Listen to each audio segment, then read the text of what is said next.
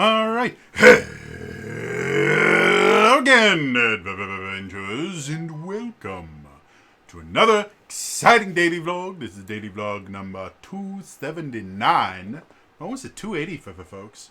My phone just beeped at me for something I don't need. Thank you, phone. All right, so today I have worries about the Welcome to Nightvale TTRPG. If you haven't been paying attention to the channel for the last few months, over the summer we got an announcement that Renegade was going to be making a Welcome to Nightvale tabletop RPG using the Essence 20 system. I made an entire vlog about it where I specifically mentioned this could be a really, really big deal specifically for Essence 20 because as of right now, Essence 20 is Hasbro's other tabletop RPG. What I mean by that is Essence 20 has been used exclusively for Hasbro-owned products. And so by branching out to something that is in no way, shape, or form attached to Hasbro, it could give the system itself more legs to stand on. It could eventually lead to us getting a generic Essence 20 core book for us to be able to make our own systems off of, which is what I would really like. So overall, I have been extremely excited about them doing this, and they're funding it through a backer kit that launched on the 1st of October, so a few days ago when I'm recording this. And their initial goal of $25,000 that they needed for this was made like immediately. As of recording this video, I will refresh just to make sure I've got the actual total right now. Yeah, as of recording this video, they have gotten $300,525 off of 3,635 backers. And they still have 26 days left to go. And again, that's of their $25,000 goal. They met their goal almost instantly. This game is definitely going to be a thing. And when you look at what they have here, I'm pretty sure this game is already a thing. Like, the pictures that they have don't really look like mock-ups. They look like, initial prototypes. And there's a lot of stuff here. So, the one thing that can always be scary about backing like a Kickstarter or a backer kit or anything like that is the fact that there's always a chance that it's not going to actually become a thing. I think there's no chance of this not becoming a thing. The thing that gives me pause is they have a section near the bottom called Meet the Team. And they separate the team into a bunch of different categories. You have authors, you have developers, you have the editor, the producer, and then the artists.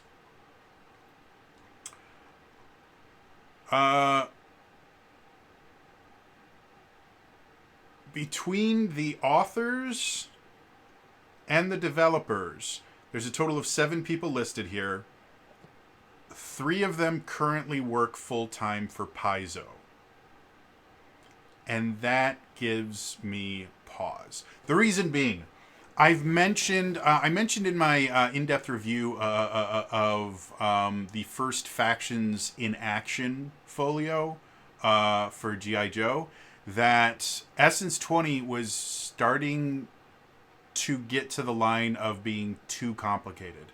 They were creating all these new systems and all these new rules and things like that. And it was starting to become a very, very complicated game. And I'm like, if they keep doing this, they're going to run the route of Pathfinder, where the game itself is so needlessly complicated that it's just not fun to play for most people.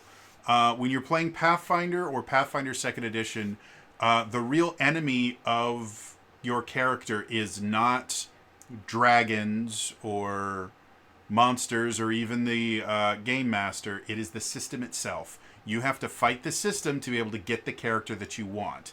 and the system will win a lot of the time. It's one of the reasons I'm not a big fan of the third edition of D&D in general, because you were fighting the system in that. It was extremely easy to make a worthless character in that. And if you didn't level up the right things, you didn't put the right skill points in the right skills for your particular character, you didn't do the right initial build. If you were doing point buy, if you were rolling the dice, if you didn't put the dice in the right spot, or you just didn't roll high enough, your character was a liability.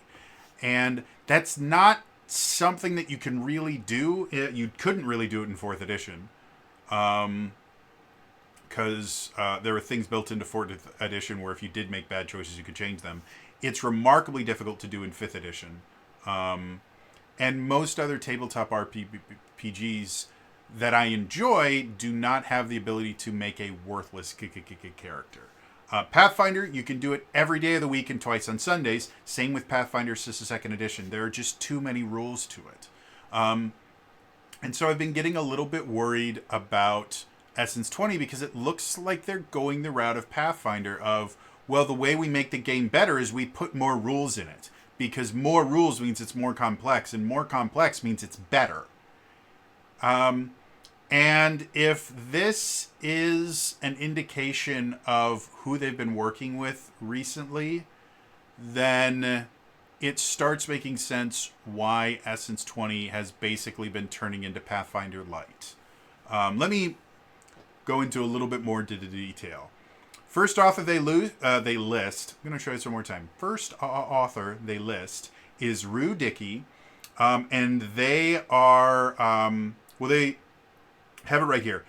By day, he is the marketing and media specialist at Paizo, so works directly for Paizo. And then, in addition, they do freelance writing, design, editing, sensitivity consulting, and more. And they're apparently a Hugo Award-nominated event organizer, which I didn't know the Hugo Awards gave out awards for event organization. But that may just be me. And then a bunch of other awards. A Diana Jones Award for excellence in gaming finalist, Crit Award winner, and multiple ENnie nominees for various projects in the TTRPG space. So I'm not saying that this person doesn't know what they're doing or anything like that. From the blurb that they have here, they seem to be, don't want to say overqualified, but very, very qualified for what they're doing. But they work directly for Paizo. Now, they work in marketing and media. They are the marketing and media specialist at Paizo. So they're not the ones making the decision to, as far as how rules and things like that are concerned. They write copy, which, by the way, for anyone that doesn't know, I have a degree in marketing. That's what I wanted to do. Back when I could work, I wanted to be, like, copywriting I thought might be really, really fun to do. Or just working for an advertising agency, working in marketing in general. So Rue basically has the job I wanted for the company I never wanted to work for. And again, they're an author, so author is such a nebulous term in relation to a tabletop RPG. Like, I am technically a platinum best-selling author on the DMs Guild, but I tend to pitch myself as a platinum best-selling game designer because I designed systems for a game. So theoretically, the authors could be just people that are helping to write the lore. One of the authors that they list in here, Bree Williams, is a writer for audio drama. Welcome to Nightvale, getting on with James Urbaniak. I'm assuming that means Bree Williams actually worked on the Welcome to Nightvale podcast. She is listed in the same area as Rue Dickey. So theoretically, authors may be just involved in the lore. And as much as I'm not particularly fond of the mechanics of Pathfinder, the lore is intense, to say the least. It is thick. There's a lot of lore for Pathfinder. So if Rue's entire job is just to focus on writing lore, especially with the fact that they are a marketing, they have a background in marketing, copywriting, and the things like that. For anyone that is confused, copyright is a legal protection for a creative work. Copywriting is writing copy, and copy is marketing blurbs and the things like that. Copywriters are people that write the actual words for marketing. That's what copywriting is. Not to be confused with copywriting a creative work. They use the same term, but it's different. Or they use the same word, but it's different. So theoretically, the fact that their day job involves looking at a product and writing words that make it sound as appetizing and entertaining as possible would make them an absolutely wonderful lore author.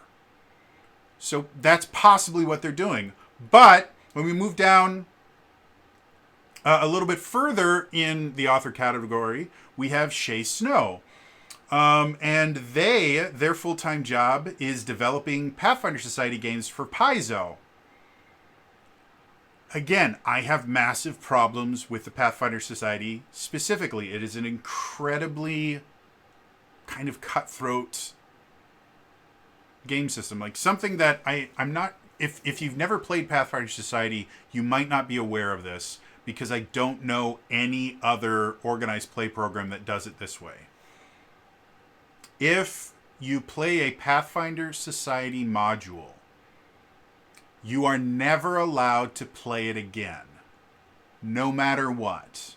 If you run a module, you are basically staying as a DM. You are never allowed to play this game. And if you play a module once, doesn't matter if you have a different character or anything like that, you are never allowed to play that module again. And that creates an incredibly cutthroat environment because you're never going to get another chance to play this adventure. It's a one and done. And if something goes wrong, like if your party gets TPK'd in the first hour, you never get to finish the adventure. I mean, obviously you can pick it up and read it, but they have extremely strict rules about not wanting people to be able to know what's going on. Never heard of another system doing that. The Adventurers League for D&D, you are not allowed to play the same adventure as the same character. Each character can only play an adventure once, but you can play the same adventure a dozen times if you want. And all of those games will be will all be Adventures League legal. You just have to do it with a different character. And if you run an adventure, doesn't mean that you can't play the adventure later on. Now, some people will kind of crowd, but then if you run the adventure and then play it, don't you know how to bait it? Technically, yes. But the point of playing an adventure in any tabletop RPG is not to beat it. It's to experience it. It's why people can read books multiple times and still get something out of it. And simply because you know how the puzzles are supposed to work, you know the encounters and how they're supposed to work, doesn't mean that you're going to have the same experience that you have. The other people in the party are going to do that. And a good Adventures League player will not use their knowledge of the adventure to ruin it for anyone else by going, oh guys, this thing is coming up, so make sure you do this. Oh guys, the solution to this puzzle is that. That's called a dick move. Again, I did Adventures League content for like 5 years. We had DMs constantly playing games that they had run before. I played at a table almost every year. We would have a table at one of the conventions that I did, a lot of times multiple conventions. We'd have a table that was just Dungeon Masters. And it was the Dungeon Masters that had been running all weekend. It happened at the end of the convention. The Dungeon Masters have been running games for everyone else all weekend. We would all sit down. One of the Dungeon Masters would actually run an adventure for us. And it'd be an adventure we all knew because we'd been running them all weekend. But it didn't matter. We were going to have fun with it. We didn't cheat. We didn't use knowledge. We just stuck to our characters and had an absolute blast. So yeah, again, Shay's job may be exclusively lore building, but their full-time job is creating Pathfinder Society adventures. That's game mechanics and the things like that. That starts worrying me. Then when we get to the developers, one of the developers, Jason Keeley, is currently a senior designer at Paizo. So of the 7 people listed in the first 2 sections who are going to have the most impact on the game, almost half of them work directly for Paizo.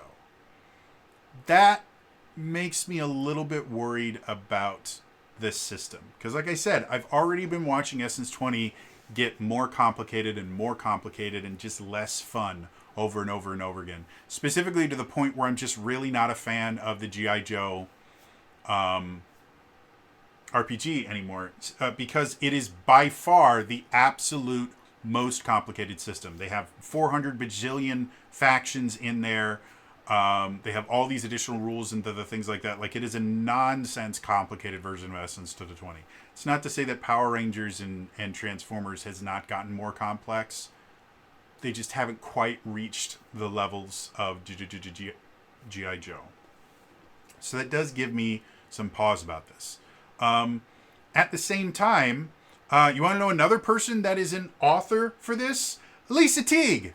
Elisa Teague has worked on Tasha's Culture of Everything, which is probably one of the best supplement books that have come out for D&D 5.0.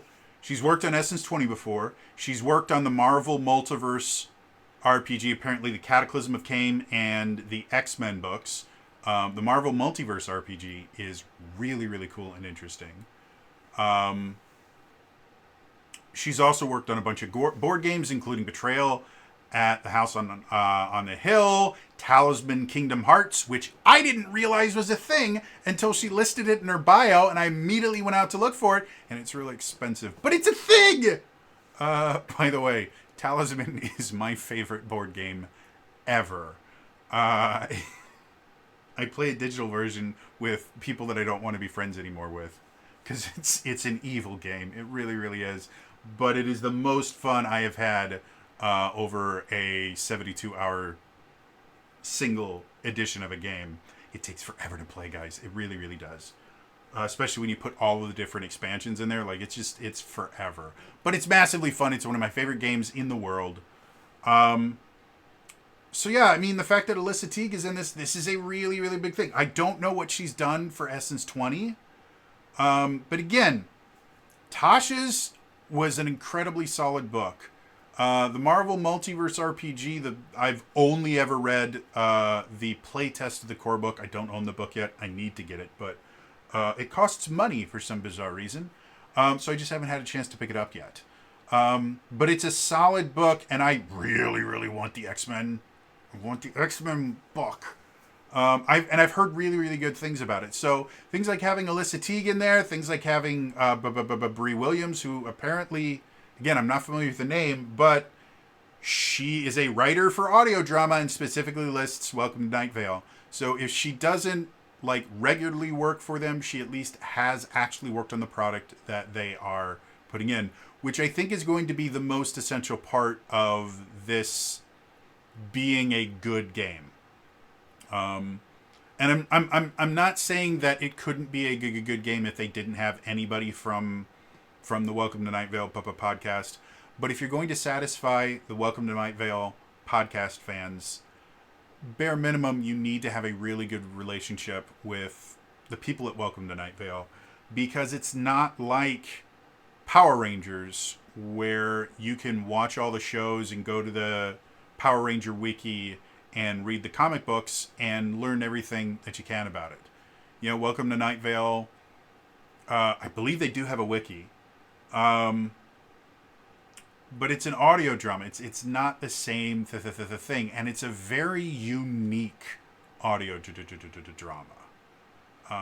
And so I think if this is going to not only be a good tabletop RPG, but also be something that Welcome to Nightvale fans are proud of them, that they really, really enjoy, you really do need something linking you to the Welcome Nightvale people. And it seems like Bree Williams is going to be that person.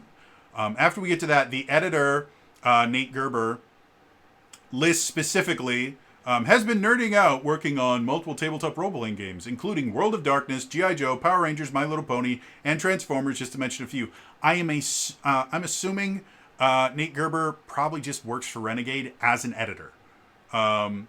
Because everything he listed there are all things that they work. And to be perfectly honest, editors are not going to be changing mechanics. They're going to be fixing problems. And we've talked about a few of the Essence 20 books have had editing issues. I don't think that translates to World of Darkness. And even if Nate Gerber was one of the editors that were working on those books that had the issues, even if that was something that he specifically was supposed to deal with, the editing issues have gotten better. And it happens, you know? And then the producer is Ben Heisler. And he's the associate producer of RPGs at Renegade Game Studios and a 2024 Emmy Award winner. I wish when they would say things like 2024 Emmy Award winner, for what? What did you win your Emmy Award for? I'm happy that you're an Emmy Award winner. I think it's great.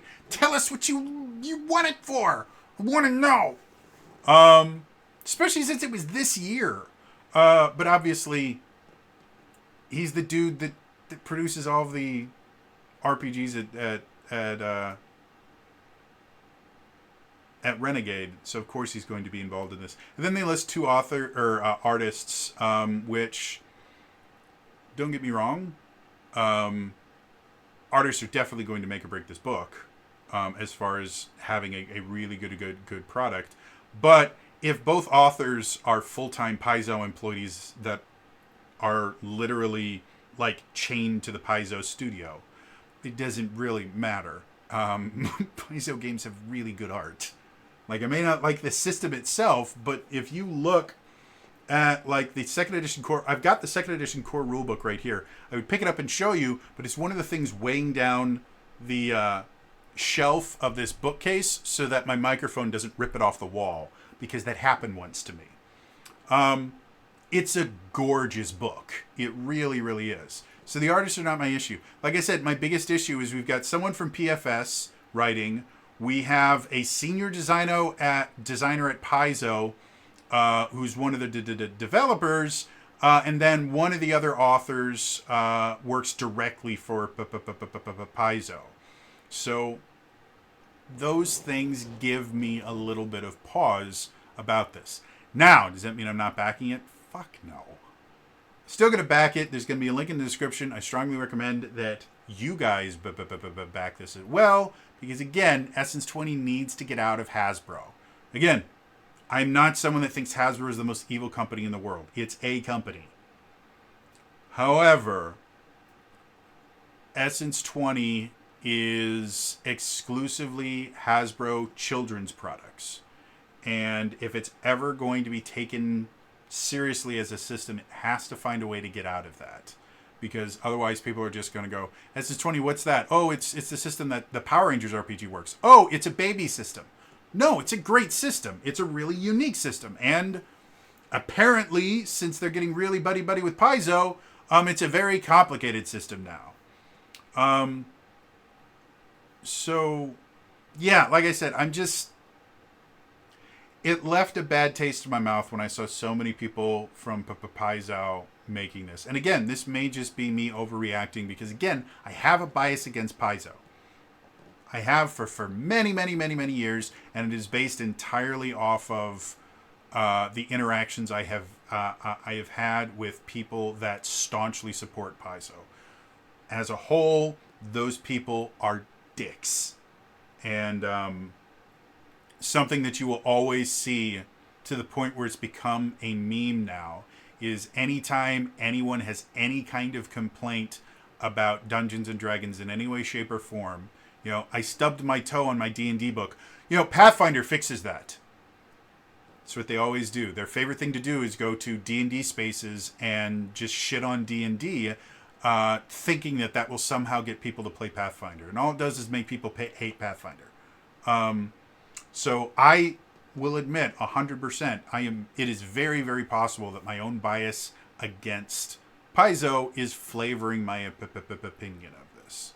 And again, I'm not saying it's going to be bad. My worry is it's going to be needlessly complex, which is not a good thing. Again, complexity for complexity's sake is a drawback. If you can do something with less steps, adding additional steps doesn't make your version better. It makes your version worse because it takes more effort to do the exact same thing. And that's basically how Paizo and Pathfinder runs. And I've done this before. I've had people challenge me, quote unquote. Any character you can make in any Pathfinder game, first or second edition, I can make in D&D 5th edition, generally at a lower level, and it will have more options as far as what it can do in combat than the equivalent Pathfinder character. These Pathfinder characters are extremely specialized and extremely complex. And in order to be able, something as simple as creating a 2-weapon fighting character, you have to bare minimum be either level 5 or level 7 to be able to get dual wielding, 2-weapon fighting, improved 2-weapon fighting. Ambidexterity is very, very useful. And then weapon finesse. Those are all 4 feats that you generally need to be competent at 2-weapon fighting, where you are going to be hitting more than you're going to be missing. For a D&D character, put a light weapon in both of their hands. That's all you got to do. Unbelievably simple. Pathfinder 2nd Edition makes it even worse with the multi-attack penalty with their 3-action economy system. Makes it so, again, until you're like level 7 or 8, you cannot hit your second attack because that's such a massive penalty to that second attack that you're just not going to be able to pull it off. So, yeah, like I said, I'm still going to back it. Still going to get it. Still going to do an in-depth review as soon as I do get it. This just makes me worry that I'm not going to enjoy it. And again, a lot of people enjoy Pathfinder. So it's very, very possible that this will still be an extremely popular product. It just won't be a product for me. And that's perfectly okay. It's just upsetting to me because I'd like a product that I want to play as a product made for a market that I'm not a part of, which is normal. So anyway, I'm interested to hear what you guys think. Again, maybe many of you guys may actually be more familiar with these names than I am. So it's possible, again, just because they work for Pathfinder doesn't mean that they are in charge of all the weird nonsense that's built into the Pathfinder systems. My point here is that's what they're comfortable with. That's what they know. So they're going to... my assumption is going to be that they're going to create a game like a game that they already have created for. And that's just not something that I want for Essence 20. But again, let me know what you guys are feeling. Do you think that my bias is just completely overriding my common sense here and I'm just being a dick about this? Do you guys agree? Makes you a little bit hesitant? Let me know in the comments down below. Otherwise, again, it's all for me today. I will see you guys next time. All right? Bye-bye.